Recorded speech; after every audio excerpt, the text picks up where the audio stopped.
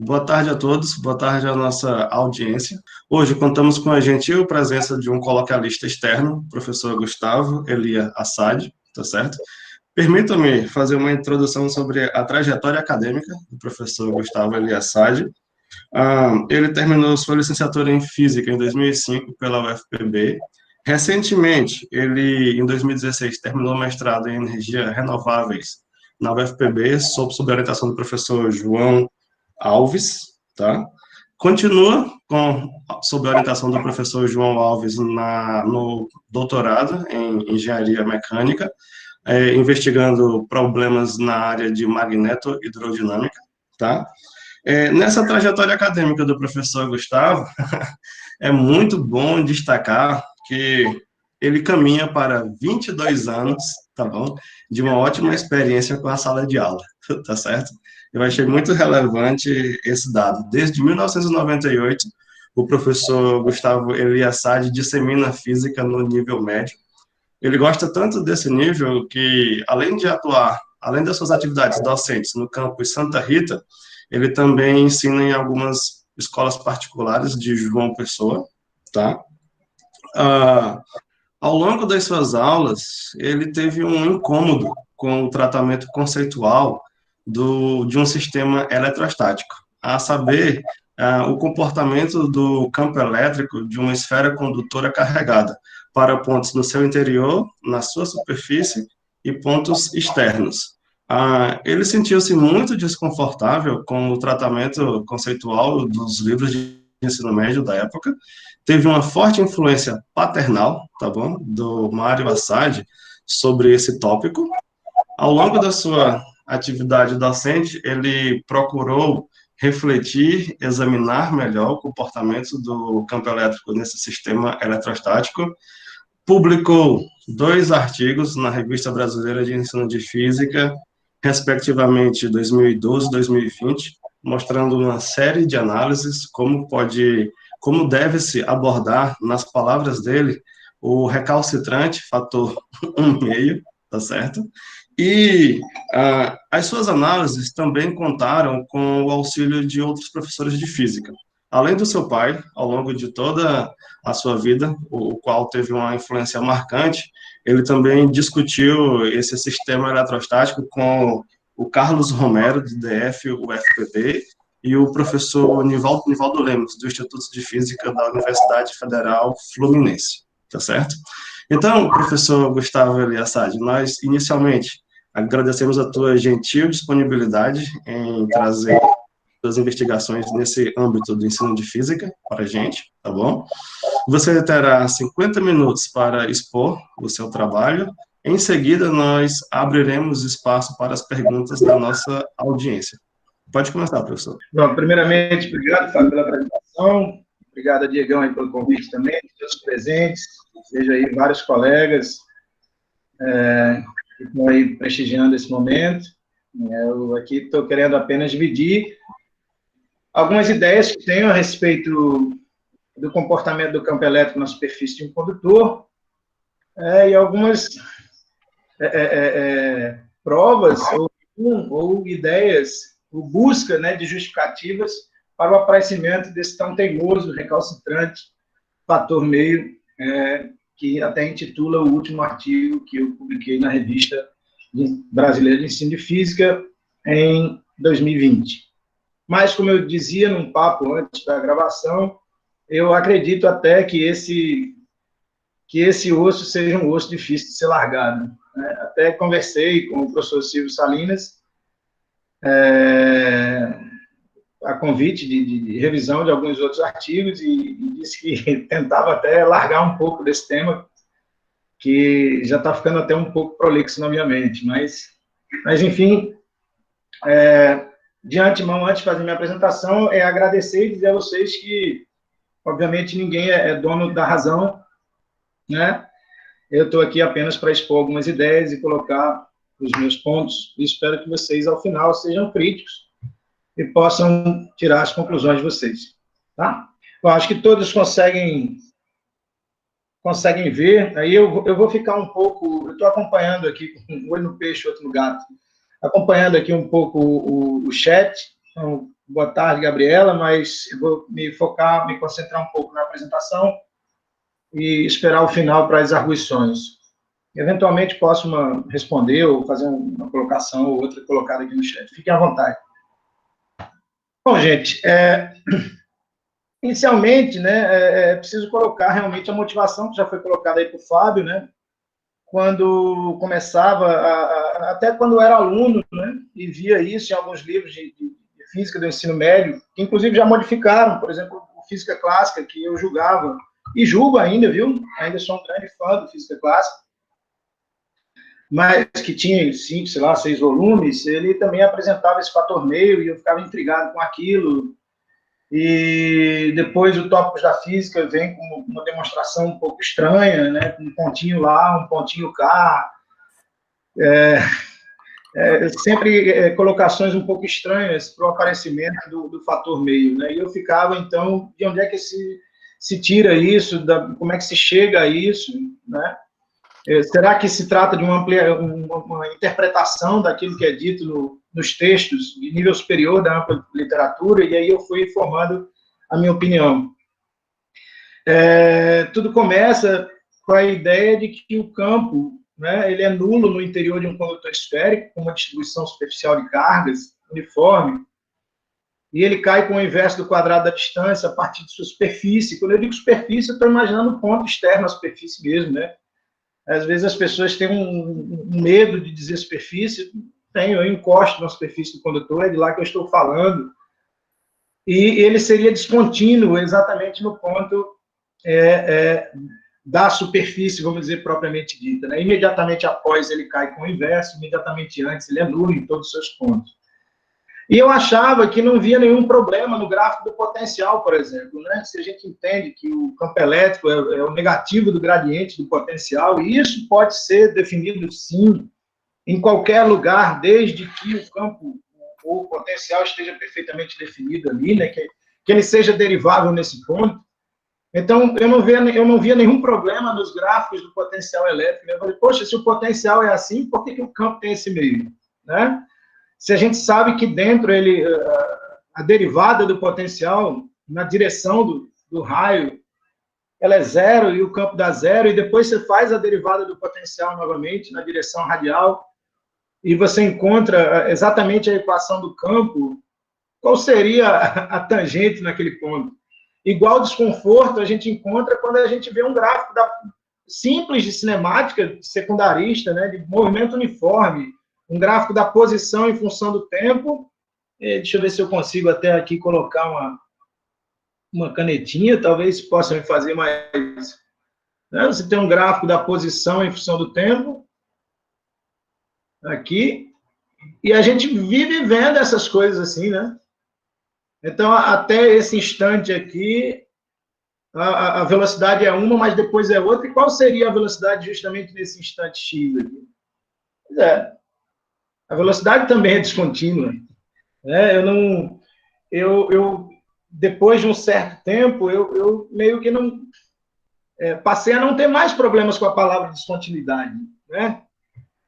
São várias coisas na física, ao longo dos meus anos de estudante, ainda estudo até hoje, que me causaram desconforto, e hoje eu não enfrento nenhum desconforto com a palavra descontínuo ou com a palavra desconhecimento, por exemplo, né? Eu acho que quanto mais a gente lê sobre uma coisa, é natural que a gente desconheça um pouco mais sobre ela.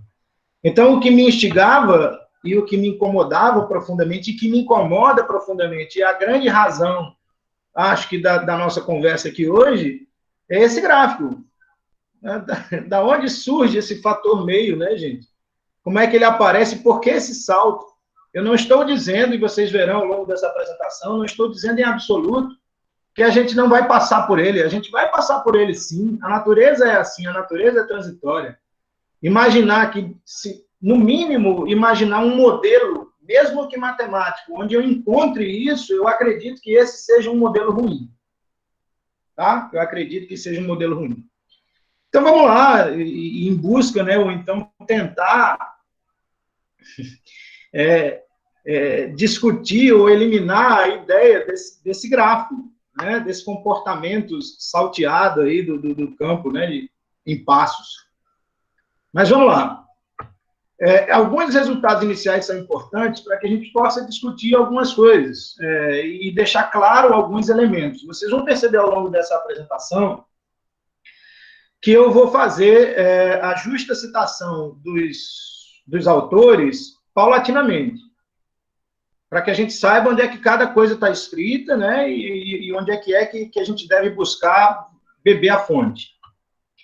Então, a primeira coisa é a descontinuidade existente em uma superfície carregada. Tá? E se você pega uma folha de papel e carrega essa folha com uma determinada carga, e para os meus amigos aí, doutores da engenharia, e os colegas físicos estão acostumados com a língua inglesa, vamos chamar isso de boundary conditions, né? Com as condições de contorno existentes. E essa figura, por exemplo, ela está no livro do Jackson.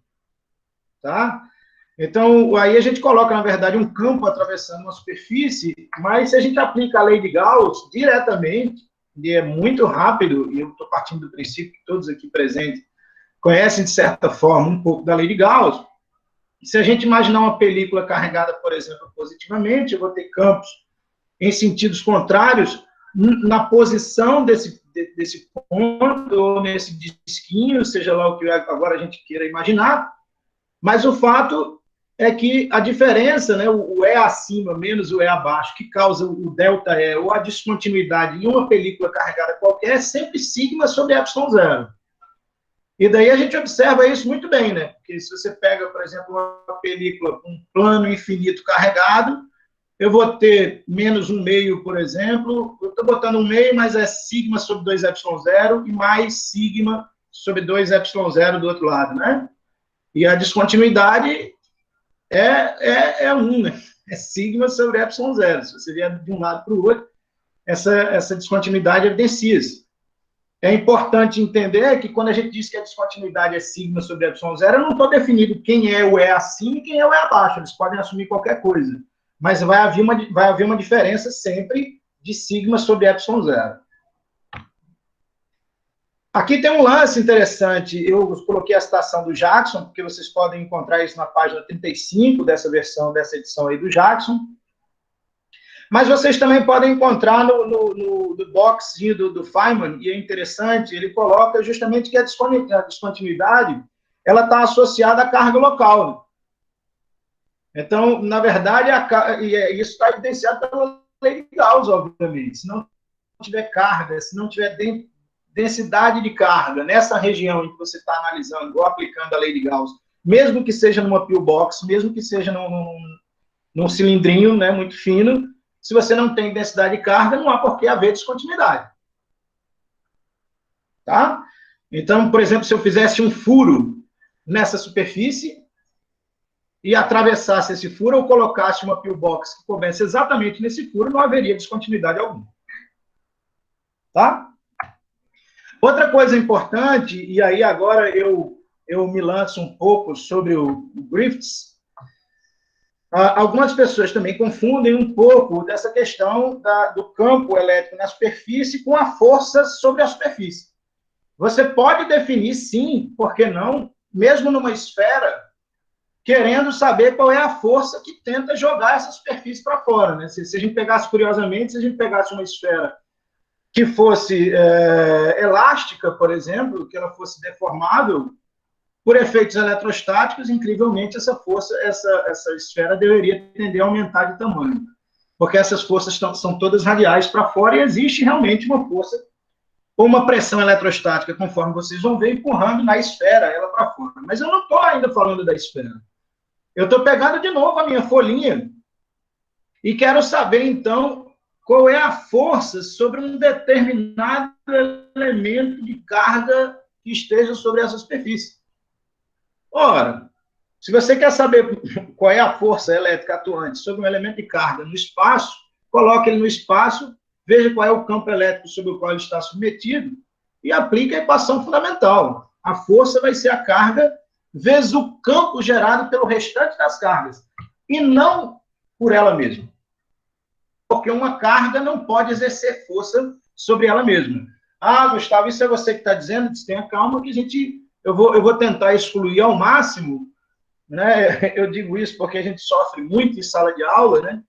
Quando a gente diz alguma coisa, muitas vezes, mas Gustavo Assad, ou fulano, ou Giba, ou Diego, ou Fábio, ou Paulo, que está aí também, dizem uma coisa, mas o Fundamentos da Física não diz isso, ou seja, você não vale nada. Então, eu vou tentar citar alguém que eventualmente possa valer, não desmerecendo nem a minha, qualquer um aqui presente. Tá? Bom, então, na verdade, a força sobre esse elemento é a carga desse elemento vezes o campo sobre o qual ele está submetido, que é o campo do restante das cargas. Muito bem. Nesse momento, eu queria que a gente tentasse avaliar qual é o campo aqui acima, né? Esse campo acima vai ser, pelo princípio da superposição, o campo gerado pelo restante das cargas, tá? Pelo restante das cargas, mais o campo do elemento de carga, porque agora não é sobre ele, é acima dele. Né? Então, o campo acima é o campo do restante, mais o campo de um disco, que é ubiquamente conhecido como sigma sobre 2ε0. Analogamente, se o campo restante, aqui é importante observar isso, né? Esse campo do restante das cargas não tem um lado e outro. Ele passa através do buraco, do orifício. Agora, o campo do disco é hora de um lado para cima e do outro para baixo. Então, vai ser o E do restante menos E do disco. Daí, se você superpõe isso e faz uma soma, você vai observar nitidamente que o campo do restante das cargas, numa folha, por exemplo, no buraco, num buraquinho gerado nessa folha, é a média aritmética dos campos acima e abaixo dela. Eu não estou dizendo, senhores, que este é o campo na superfície. Eu estou dizendo que esse é o campo do restante das cargas, de todas as cargas da nossa vizinhança, sobre um elemento de carga ali colocado. Então, se eu quiser fazer, novamente, a força sobre esse elemento de carga, eu vou pegar a carga dele e multiplicar por esse restante. Né? Então, vai ser, se eu pego o elemento de carga, né, e eu coloco que isso é densidade de carga vezes dA, por exemplo, então eu vou trocar dQ por sigma dA, eu posso achar, por exemplo, a força por unidade de área, que seria uma pressão eletrostática, que é sigma sobre 2, é acima, mas é abaixo. Tá? Que você pode, por exemplo, se for numa esfera, se você imagina que o abaixo é zero, o acima a gente sabe que é sigma sobre ε0, isso também é muito conhecido. Essa pressão vai ser sigma ao quadrado sobre 2ε0, mas isso é a força por unidade de área. Isso está colocado não só no Griffiths, mas, e eu estou citando a página, mas também está citado no Purcell, da Universidade de Berkeley, e outros que você procurar, tá? O Jackson, eu nem diria tanto assim, embora tenha uma discussão sobre pressão eletrostática, mas realmente você encontra essa discussão sobre eletrostática nas primeiras páginas do Jackson, né? Aí a gente vai para uma análise diferencial da eletricidade muito mais ampla. Então, essa parte aqui eu também acho importante para que vocês entendam que o campo do restante das cargas é o sigma sobre 2, é uma média aritmética, vamos dizer, dos campos acima e abaixo, mas isso não é o campo na superfície. Isso é o campo de todo mundo, menos daquela carga que ele está. E aí você já pode fazer o seu fiel de avaliação. Agora, se eu falar de um condutor esférico, e aí ele pode ser esférico ou não, eu estou colocando uma esfera, mas você podia pegar uma bola toda murcha, desde que ela fosse condutora, porque quem vai determinar o campo do restante das cargas é o disco, ó. Se a gente entende que o campo dentro, no interior de um condutor, de formato qualquer, é nulo, tá? É nulo. E aí eu entendo que se eu tiro esse disquinho, por exemplo, se eu imagino um disquinho e sei que o campo do disco é sigma sobre 2ε0 para um lado e sigma sobre 2ε0 para o outro, o restante das cargas, e aí não me importa, na verdade, nem me importa se elas estão igualmente distribuídas. O que eu faço é, se o campo, se a gente tem um condutor, né, e pode ser pontiagudo. Se eu tenho, por exemplo, se eu retiro um elemento de carga e sei que o campo dentro tem que dar zero, obrigatoriamente o restante das cargas deve conspirar, e essa palavra conspirar não é minha, é de Richard Feynman, deve conspirar para fazer com que o campo dentro seja zero e o campo fora seja sigma sobre epsilon zero. Tá? Então, na verdade, não importa se é esfera. Mas, tomando aí o mote da esfera, obrigatoriamente, se a gente faz esse buraquinho aqui, onde vocês estão vendo, o restante das cargas gera um campo sigma sobre 2ε0. O fator meio já apareceu aí, viu, Fábio? Agora, é interessante entender que, então, aos que defendem, né, o campo sendo meio aí na superfície, então não preciso, porque a carga não está definindo o campo sobre ela mesma. Se eu retirar a carga, nada acontece. Tira esse disquinho e joga fora. Então, vamos combinar que o campo dentro não é mais zero, tá bom? Vamos combinar que o campo perto desse ponto não é mais nulo. Então, aquele gráfico lá atrás vai embora. Você pode até fazer um outro gráfico me mostrando como é que isso varia, mas não vai me dizer que o campo é zero até dentro, porque você está vendo que o restante das cargas está gerando um campo de dentro para fora, atravessando esse ponto, gerando um campo imediatamente dentro, que é sigma sobre 2ε0, e fora também.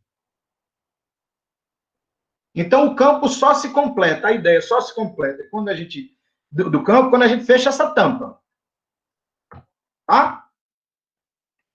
E aí, eu coloco as referências. Vocês podem encontrar essa ideia do disco, e aí a maioria de vocês já viu isso. Vocês encontram isso no Nussbaum, na página 31 e 32. Vocês encontram no Tipler, na página 56 a 58. Encontram no Feynman, e aí eu não posso dizer a página, porque ele tem paginação irregular, mas vocês vão encontrar isso nesses três e outros tantos. No Griffiths, talvez, se você procurar, também vai. Eu fui elencando aí cada um, e eu acho que é suficiente. Essas pessoas, o Moses, o Tipler e o Feynman, talvez engrossem o meu coro, que não seja a minha voz sozinha. Bom, é importante entender isso. O campo só é descontínuo na superfície pela presença do elemento de carga. Isso vem lá daquele primeiro slide. Porque se eu pego esse disco, uma pillbox, e não tem carga nenhuma, ele vai evoluir suavemente de dentro para fora. E não vai ter salto nenhum. Bom, mas então qual seria a força, né, conforme eu disse, sobre aquele elemento de carga? Então, se a gente viu que o restante das cargas ele gera um campo sigma sobre 2ε0, é fácil enxergar que essa força, esse elemento de força, seria a carga vezes sigma sobre 2ε0, ou a pressão, a força por unidade de área, é sigma ao quadrado sobre 2ε0 radialmente para fora. Então, existe, se você pensar na esfera completa, em cada ponto da esfera tem uma força dessa de sigma ao quadrado sobre 2ε0, ou seja, força por unidade de área, empurrando essa esfera para fora. Bom, e por que ela não vai? Existem forças intermoleculares que vão manter, né, que vão equilibrar esse sistema. E aí, isso sim, vocês podem encontrar no Berkeley, no Purcell, e também no Jackson. Mas eu acho importante demais essa frase, e essa frase eu fiz questão de retirar exclusivamente aí do Griffiths, e eu gosto muito dela mesmo, e ele está dizendo, olha, o elemento não pode exercer força sobre ele mesmo, tanto quanto você não pode se colocar numa cesta e se levantar com as próprias mãos. É um problema que remete à lei de Newton, né? Aquela história de ação e reação. Ação e reação nunca se anulam. Alto lá. Ação e reação podem se anular desde que elas façam parte do mesmo sistema. Mas aí ele continua e diz o seguinte, a força no elemento é exclusivamente por razão do campo das demais, ou seja, das cargas outras. Né? E nesse caso, esse campo outro não sofre descontinuidade. Se nós removemos o elemento de carga, o campo no buraco vai evoluir perfeitamente, perfeito e suavemente, vamos dizer assim. A descontinuidade se dá exclusivamente pela carga no elemento. Então, os gráficos que a gente encontra na literatura, e eu gosto muito desses, não sou eu traçando, eu gosto, sinceramente, vocês vão ver, eu gosto muito desse gráfico que vem cheinho aqui, chega em R0 e vem cheio até em cima, depois eu vou dizer por quê. E o Purcell, que é o de Berkeley, faz isso, o Nussbaum também faz isso, o Jackson nem se dá ao luxo de discutir essas coisas tão básicas, mas ele vai discutir isso em escala quântica, microscópica, a gente vai ter a oportunidade de citar o Jackson mais adiante. Já o Tipler coloca a perfeita descontinuidade na superfície. Não que os outros não tenham sido descontínuos para x igual a r, por exemplo. Tá?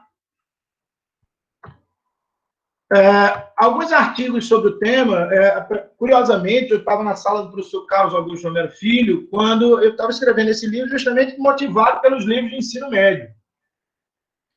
Quando entre, assim, numa tela cheia de números, a gente clicou em um, né, isso pareceu até o dedo do meu pai apertando ali aquele computador na hora, acreditem os senhores ou não, o primeiro artigo que apareceu na nossa frente, a gente estava buscando um artigo modelo para ver como é que a gente ia botar a introdução, quantidade de linhas, como era a diagramação da Revista Brasileira de Física, quando, de repente, aparece o artigo do Salvatore Ganti,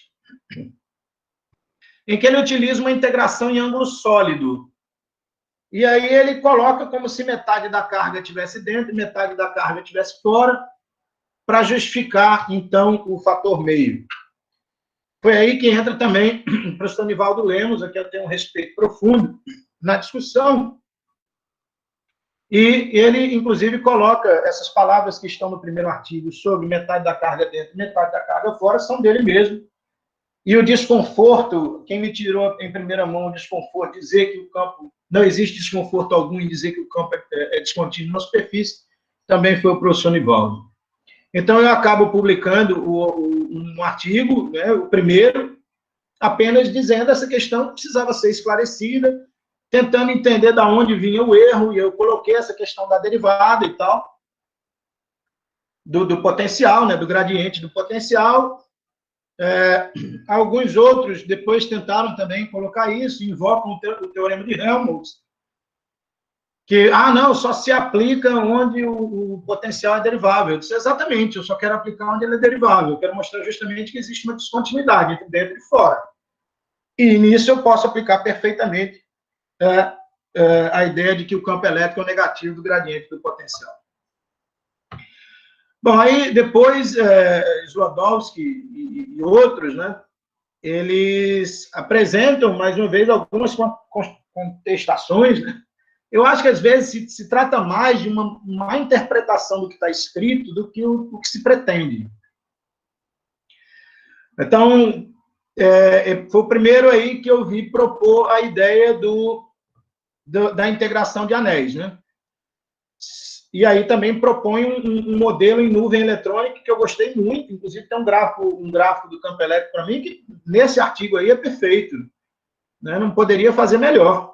Mas, quanto à questão da integração de anéis, aí a gente vai ver uma integral imprópria, né? O integrando diverge.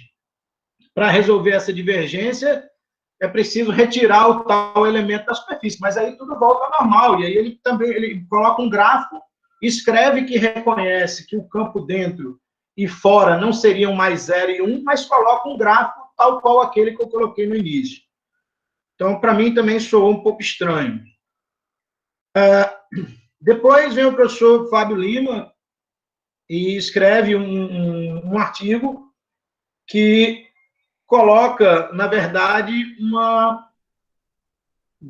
faz mais uma vez a integração em anéis, né, sobre a superfície, mas diz que isso não afeta em nada se tirar o elemento externo, etc, etc, etc. Depois vocês podem ler, vou apresentar até algumas partes sobre isso aqui também.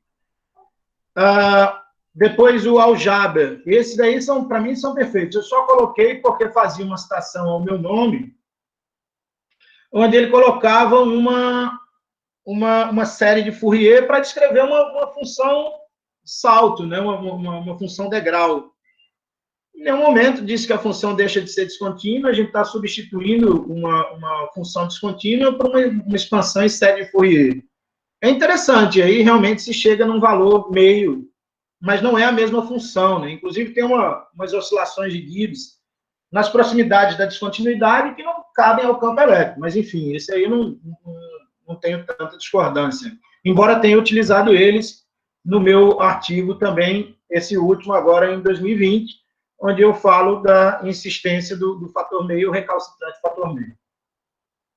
Então, agora, de imediato, a gente vai começar, desculpe, uma discussão sobre os dois modelos principais, que é o de nuvem eletrônica, em espessura atômica, e o da integração de anéis, e aí eu vou colocar minhas ideias para vocês, tá? Então, o primeiro modelo, que eu acho um modelo excelente, a escolha do modelo para nós da física é muito importante. Se o modelo é ruim, o resultado é ruim.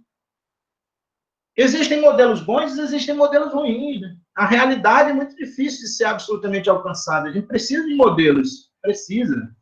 Né? Mesmo os mais céticos, né? Até quem trabalha aí com métodos numéricos na engenharia sabe disso. Não dá para a gente trabalhar, a gente precisa de um modelo bom que atenda bem à realidade. Senão a teoria e a prática, por exemplo, vão ficar muito distantes. Esse é um modelo muito bom. Então, a gente considera uma esfera carregada uniformemente, só que a gente percebe que os elétrons não ficam exatamente na superfície, eles ficam numa espécie de nuvem, numa casca, que tem 1 ou 2 angstroms de espessura, né? E aí essa medida, por que 1 ou 2, né? Isso aí são informações que a gente obtém, por exemplo, do livro do Jackson, entre outros, né? Os próprios outros autores também citam isso. Então, eu, na verdade, para discutir o modelo criado por Slodowski, eu resolvi também seguir a mesma ideia dele. Então, eu arrumei uma espessura de 2 delta, onde o delta representaria um angstrom. Tá? Então, eu tenho o raio interno dessa nuvem R1, o raio externo dessa nuvem R2, o raio físico da esfera, que é R, ou seja, essa nuvem ela fica ali ao redor, né, permeando a superfície para dentro e para fora. Eu generalizei uma densidade de carga que era função do raio à enésima potência, se você quiser. É uma densidade que pode crescer ao longo do raio. Depois vocês vão ver que eu poderia ter colocado qualquer uma. Mas eu não coloquei só um ρ, eu coloquei uma função de R para tornar a formulação um pouco mais robusta. E aí eu começo, né? A gente começa com a lei de Gauss, pega uma superfície gaussiana, que é essa que está aí em vermelho, de raio R, e aí é fácil descobrir que o campo nessa superfície, ele segue mais ou menos o campo de uma carga pontiforme colocada no centro dessa esfera, né, com a carga envolvida pela superfície gaussiana. A carga envolvida pela gaussiana pode ser dada por uma integral volumétrica aí, né, onde você tem, ela deixa de ser volumétrica quando você pega um pequeno passo de crescimento do raio dr. Então, isso é 4πr2dr vezes a própria densidade de carga, que eu estou colocando como função do raio também. Então, se eu faço integrações, vou voltar aqui para você ver, eu posso fazer uma integração de R1 a R2, encontrar a carga total da esfera, e posso fazer uma integração de R1 a Rzinho, encontrar a carga envolvida pela gaussiana. E aí eu parametrizei ela pela carga total. E aí encontrei essa expressão que está regida pela equação 2. Então, se eu substituo, e aí foi o que fez Slodowski, por exemplo, o 2 na primeira equação, que é aquela de uma carga pontiforme, por exemplo, somando aquelas que nós já conhecíamos, e depois eu vou fazer uma demonstração para vocês dessa.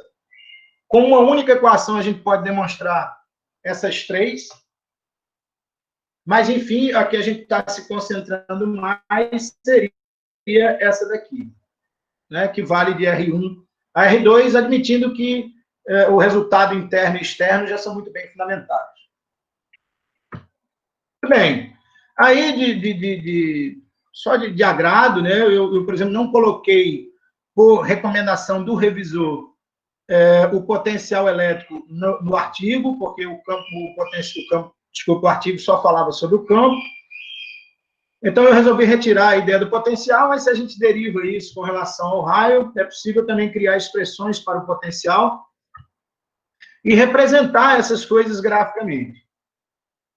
Você observa que aqui eu tenho, por exemplo, aqui eu tenho uma densidade de carga constante, depois eu botei com expoente 2 e aqui com expoente 5, para vocês observarem a transição do campo de dentro para fora. E dos potenciais também, né? Note que o potencial não tem mais bico, é claro. Se o campo varia, né, suavemente de um lugar para o outro, não há por que você ter um bico. E eu, na verdade, eu adimensionalizei para ir de 0 a 1 o campo e o potencial com os potenciais e campos externos. A gente nota que, como o campo passa de dentro para fora, depende, obviamente, dessa densidade de carga, mas também depende dessa espessura, né? Eu coloquei aqui, na verdade, uma casca muito grossa. Ainda não estou naqueles angstroms que eu falei para vocês, ainda não estou na escala atômica. Na verdade, eu imaginei, por exemplo, aí uma esfera de raio R de espessura R. Raio interno R e espessura R, né? Então, é muito grossa. Mas é legal para a gente ver a transição do campo. Bom, aí agora eu vou tentar chegar na ideia da pequena espessura. Então, numa escala mais realista, quando R1 e R2 se aproximam, então eu vou colocar a ideia dos dois angstroms, né? A diferença entre o raio externo e interno, em torno de 2 angstroms. E eu resolvi, então, chamar essa espessura de 2 delta. Então, o raio externo é o raio interno mais 2 delta, e eu fiz essa substituição. E aí eu coloquei agora a minha expressão do campo, tudo em função de R1 e de delta. Para tudo isso ficar adimensional, eu criei alguns grupos adimensionais, né? Então, eu adimensionalizei o campo pelo raio na parte externa, que seria o sigma sobre epsilon 0.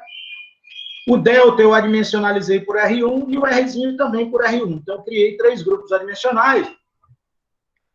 E a minha equação ficou, então, agora adimensional dessa maneira.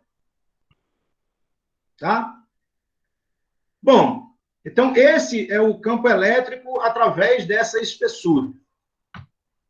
O que é curioso, e agora eu vou fazer esse plot para vocês aí, se eu chego nessa expressão e coloco o delta, eu coloquei o delta em torno de 10 a menos 8. Por quê? A espessura é da ordem de angstroms, 10 a menos 10. Então, está aqui. 10 a menos 10. Se eu tenho esferas da ordem de centímetros, então fica 10 a menos 10 no sistema internacional, por exemplo, para ficar adimensional, obviamente.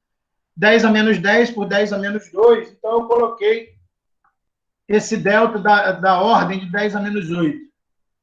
E plotei a transição para n igual a 0 e n igual a 100. Senhores, não há absolutamente nenhuma diferença de transição quando a espessura é muito pequena. Então, na verdade, quando a espessura é muito menor do que as dimensões envolvidas no problema, a gente pode garantir que essa transição, essa variação do campo, se comporta de maneira linear. É recomendação, até, que a gente entenda que qualquer função bem comportada, ela pode ser aproximada por uma reta nas proximidades de um ponto qualquer. Tá? Então, e aí a gente plota e vocês vão ver isso, inclusive, no próprio Jackson. Tá? Então, nesse modelo, especificamente neste modelo, em que você tem uma distribuição eletrônica em nuvem, você pode dizer que quando a espessura dessa nuvem, ou seja, em escala atômica, a espessura de distribuição eletrônica é muito menor do que o da própria esfera, você pode dizer que essa transição ela é muito bem linear, né? bem comportada e linear. Bom, mas em que posição essa nuvem estaria? Você diria que metade da nuvem está para dentro e metade da nuvem está para fora? Você garante para mim que o ponto médio, se você pegar a superfície física do condutor, você pode me garantir que a superfície física do condutor está exatamente no ponto médio entre R1 e R2? Eu creio que não. Né? Eu creio que não. Tá? Eu acredito que, na verdade, essa nuvem ela deve ter uma certa transiçãozinha, ela deve ter uma... Na verdade, ela pode estar um pouco para fora, um pouco para dentro, dependendo do tipo de metal que você está utilizando. E depois eu vou fazer justamente uma indicação de 3 artigos para vocês, que são os artigos citados pelo próprio Jackson. Tá? Então, aqui, confrontando o que Skłodowski disse, por exemplo, ele coloca que a superfície física está exatamente no meio, ou seja, ele coloca essa primeira situação aqui. Tá? Então, se ele troca R1 por R menos delta, R2 por R mais delta, lá naquela primeira equação, tá? Lá naquela primeira, e aí você faz o limite em que delta tende a zero, de uma maneira muito bonita, linda mesmo. Você comprova, e eu não tenho nenhum tipo de ressalva sobre isso, que o campo na superfície física, como se se a superfície fosse uma gelatina e você pudesse furar a gelatina até encostar na superfície física do condutor, seria sigma sobre 2ε0. Seria. Mas, se a superfície, por exemplo, ela está, né, se a gente pega a superfície física do condutor e você está colocando ela um pouco mais para dentro, e aí eu me permita colocar aqui assim, ó, essa é quando a superfície física do condutor está exatamente no ponto médio. Essa daqui, na letra B, é quando a gente está vendo a transição linear, quando você pega, por exemplo, a superfície física do condutor um pouquinho mais para fora, ou seja, você tem um pouco mais de nuvem eletrônica para dentro. E na letra C você teria o contrário, ou seja, se você faz o limite em que delta tende a zero, modificando a posição da nuvem eletrônica, ora, o valor na superfície física do condutor pode ser qualquer coisa, e não só sigma sobre 2ε0. E eu não estou dizendo que ele não possa ser sigma sobre 2ε0, eu só estou dizendo que outras coisas podem acontecer a depender do metal que você utiliza. E mesmo que um dia nós descobramos que, independentemente do metal, independentemente do material, a nuvem eletrônica sempre fica, né, a superfície física do condutor sempre fica no ponto médio da nuvem eletrônica, e a gente vai chegar a dizer que o campo, então, na superfície é um meio, tudo bem, mas aquele gráfico inicial ainda não é assim. Na verdade, se a gente observa uma escala, olha de longe isso, o que a gente vê é exatamente aquele gráfico que está no Purcell e que está lá no Zweig. Né? Se a gente imagina que isso aqui, na verdade, é uma espessurinha, e aí é legal ver o artigo do Skłodowski, sim, porque lá ele mostra um gráfico bem interessantezinho, eu acho que falta um pouco de escala, mas tudo bem. Essa reta está um pouco inclinada assim, ele vem zero, depois cresce e faz isso. Onde isso aqui, assim, é o 2 delta. Tá filé. Tá bom demais para mim. Tá? Mas eu acredito, então, que se a gente observa, se você considera uma distribuição eletrônica, você vai dizer que o campo é zero até o início dessa nuvem, depois o campo tem um salto súbito linear até a superfície e cai com o inverso do quadrado da distância. Mas aquele pontinho aqui ainda não aparece. Então, o que diz o Jackson? No nível microscópico, a carga não está exatamente na superfície, o campo não se altera descontinuamente. O excesso de carga eletrônica parece estar confinado a uma região de mais ou menos 2 angstroms, em torno da superfície da distribuição iônica. O campo elétrico cresce suavemente nessa região até seu valor de 4 π sigma, no exterior do condutor, nas situações macroscópicas em que 10 a menos 9 metros é uma distância desprezível, o que corresponde a uma verdadeira densidade superficial e a um salto finito do campo. Isso está dito pelo Jackson. E o Jackson bebeu aonde? De onde ele tirou esse gráfico, por exemplo, em que você tem uma distribuição eletrônica que faz isso, e que o campo elétrico cresce, e aí alguns, você pode até estar vendo, e eu também vejo, que nessa distribuição, embora não esteja marcado aqui, seria interessante uma tabela, e existem, nesses artigos que eu vou mostrar, existem tabelas e outras distribuições eletrônicas associadas a outros metais que não seja só o cobre, porque essa distribuição mostrada no Purcell está associada a uma distribuição típica do cobre. Então, na verdade, você tem uma transição ainda assim aproximadamente linear de pontos internos a pontos externos. Na nota de rodapé do Jackson, da página, da referência em que eu coloquei, vocês vão encontrar a teoria das superfícies metálicas, falando de função-trabalho. Esses dois são do Lang e do Kohn. Esse aqui do Kenner, do Allen e do Saslow, esse é de onde exatamente está essa figura, porque é o único que fala do campo elétrico, mas mostra outras distribuições de carga que não sejam essas. Então, eu recomendo a leitura, ou pelo menos, e é aí que eu acho que está a grande sacada hoje. A grande busca para a definição de coisas novas sobre isso está aí. Na física do estado sólido, por exemplo. Então você tem aí o outro do como foi lançado, um foi em 1970 e outro em 71. Você vê como é que a gente está, né, cara? A gente está aqui em 2020 discutindo coisas que foram colocadas aí, o cerne dessa questão quântica está colocado aí em 1970.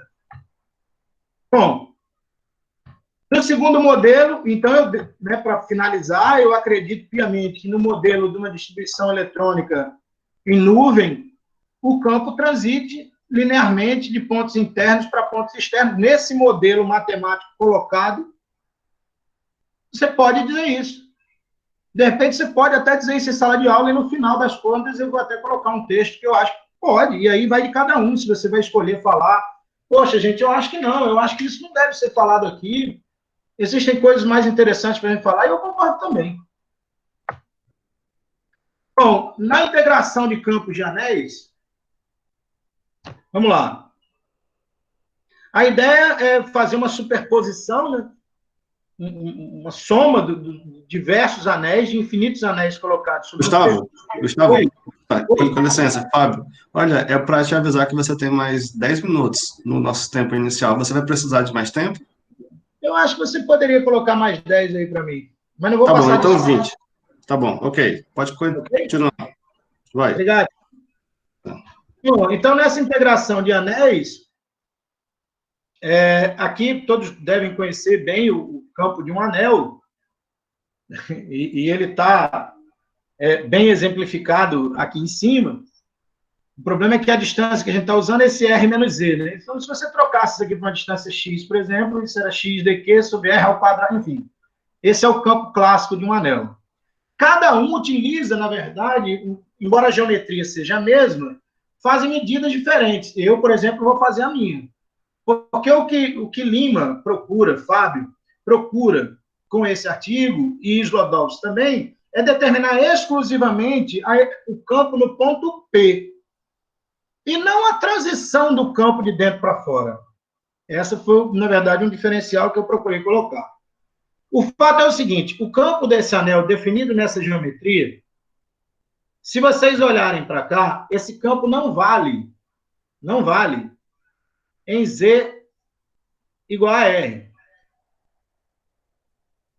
Rzão, né? Porque aí você vai ver que o Rzinho tende a zero, etc. E aí, como é que você vai resolver essa integral? E aí, na primeira proposta do professor Fábio, e é a maneira clássica de resolver integrais impróprias, é você retirar do domínio esse ponto.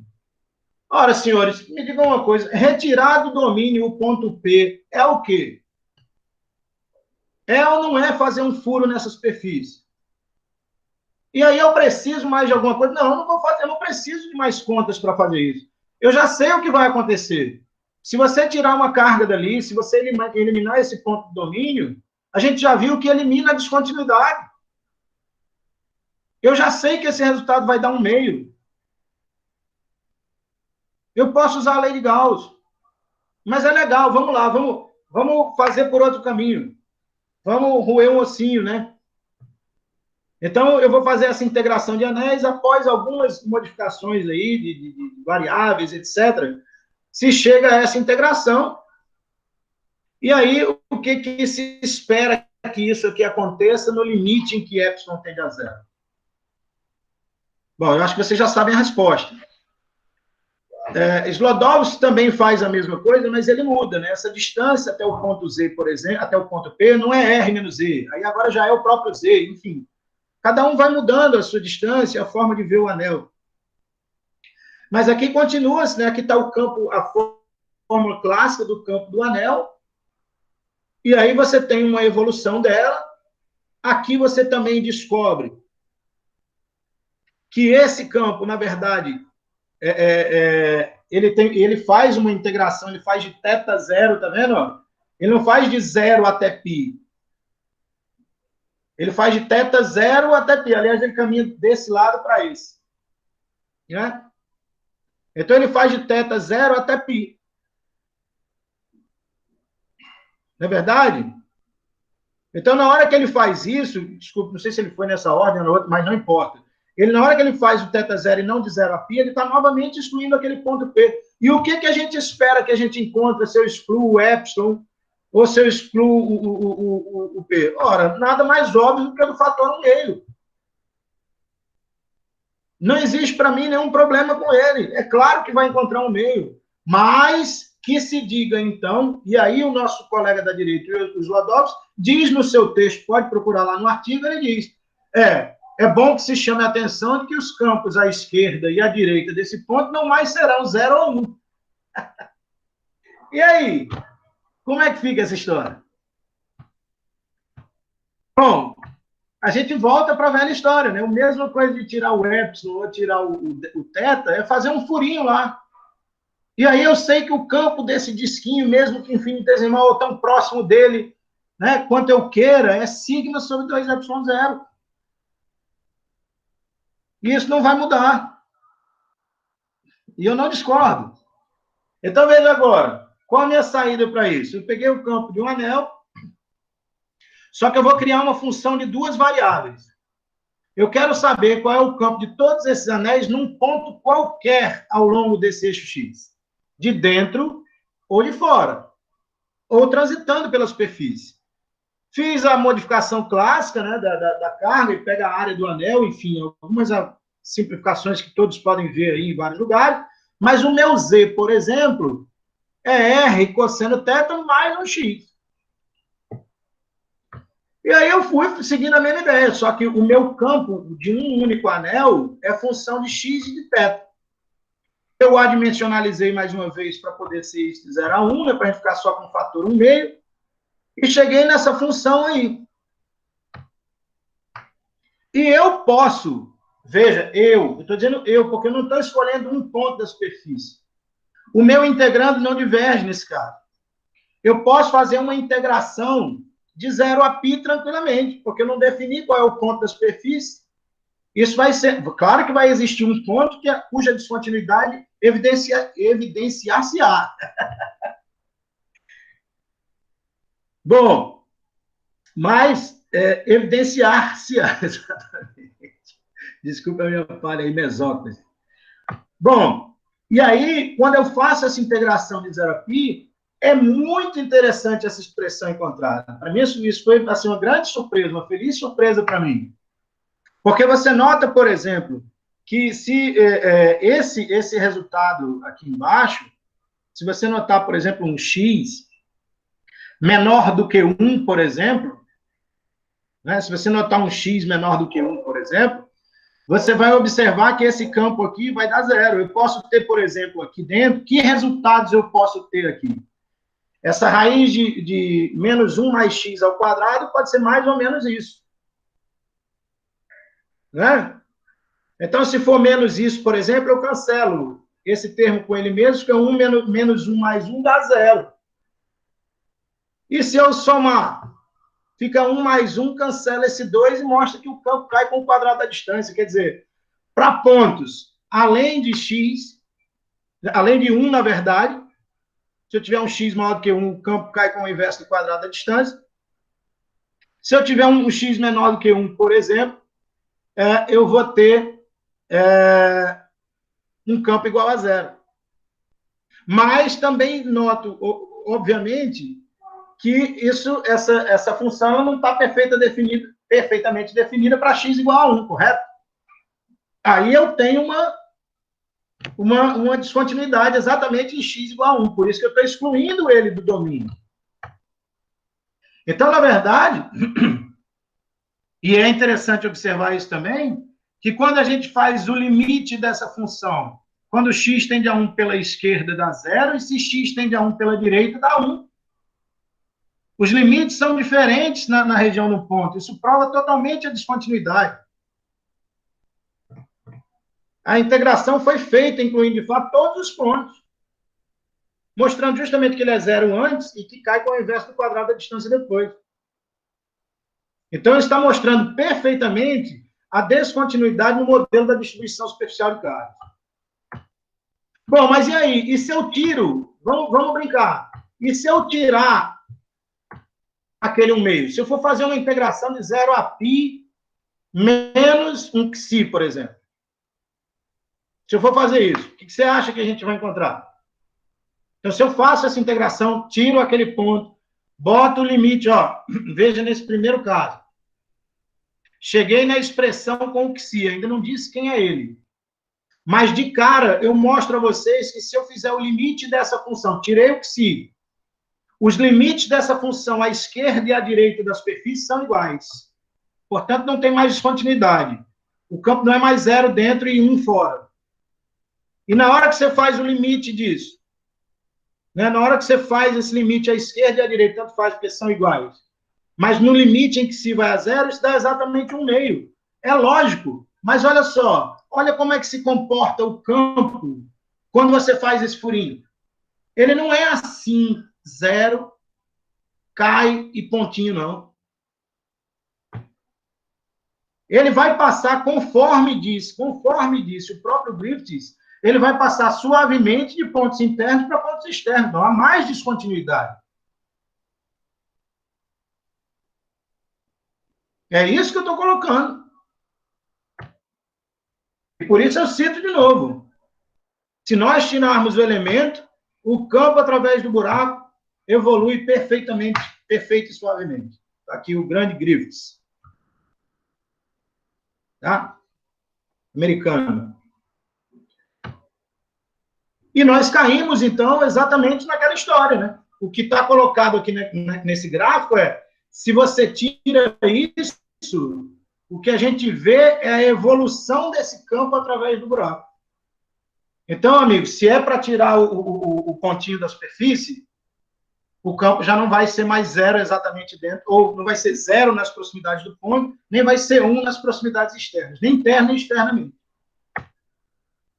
Então, a gente se aproxima, né? Se a gente olha macroscopicamente, mais uma vez, aí sim, a gente vê que quando a gente olha de fora, quando você se distancia da esfera, os dois modelos se aproximam. Não é linda a física? Eu só vou notar a espessura daquela nuvem quando eu estiver pertinho dela. De longe, os modelos se aproximam, mas nunca com aquele pontinho no meio. Ou será isso?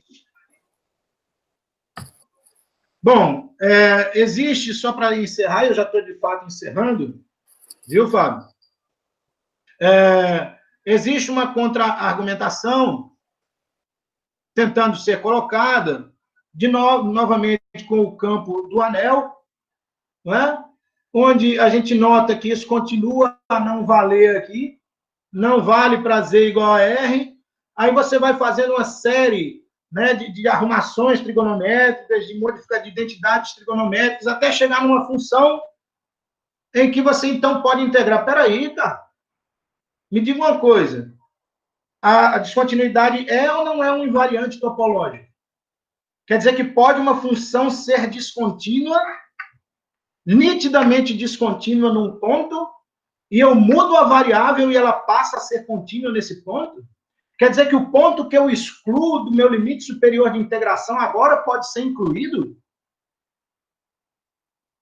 Isso eu vou deixar para vocês, essa pergunta eu estou deixando já, me antecipando, me escrevendo, essa pergunta eu faço para vocês. E é o que está colocando aqui. A função não é definida para Z igual a R e tal, então nós excluímos o campo do domínio, mas nós incluímos propriamente ele depois. Eu não sabia que isso podia. Então, se sugere aí, por isso que eu estou dizendo que é difícil largar o osso, então o campo é descontínuo na superfície, e ele vai de 0 para 1/2, e depois de 1/2 para 1. Não se coloca esse gráfico, mas eu estou lendo esse gráfico. Invoca-se, por exemplo, um método de solução de Cauchy, segundo método para soluções impróprias de Cauchy, que também arremete ao valor principal de Cauchy. Bom, se você então tira aquele elemento, senhores e senhoras, se a gente tira aquele elemento, não tira nada, não muda nada nessa integral, eu não sei se o método de Cauchy é o melhor a ser aplicado. Na verdade, amigos, se eu tiro aquele ponto, eu estou só tirando 1/2. Eu não sei se isso é muito ou pouco perto de 1. Também vou deixar isso para vocês. Então, fica a minha dica.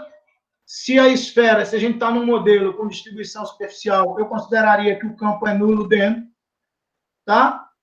É descontínuo de 0 a KQ sobre R2, ou de 0 a sigma sobre ε0, ou de 0 a 1 na superfície, e depois cai com o inverso do quadrado da distância, que é o que está na maioria dos livros do ensino médio, não diria na maioria, mas na boa parte sensata dos livros de ensino médio. Ou, se você quiser se aventurar, pode dizer, gente, numa escala atômica, tem uma transição linear de 0 a 1, e depois cai com o inverso do quadrado da distância. Para mim, seria igualmente correto e aceitável, e sem problema nenhum. Eu só realmente sou contra aquele pontinho no meio. O resto, então, eu espero que vocês tenham compreendido as minhas colocações e estejam à vontade, na verdade, para perguntar o que quiserem. Certo. Obrigado.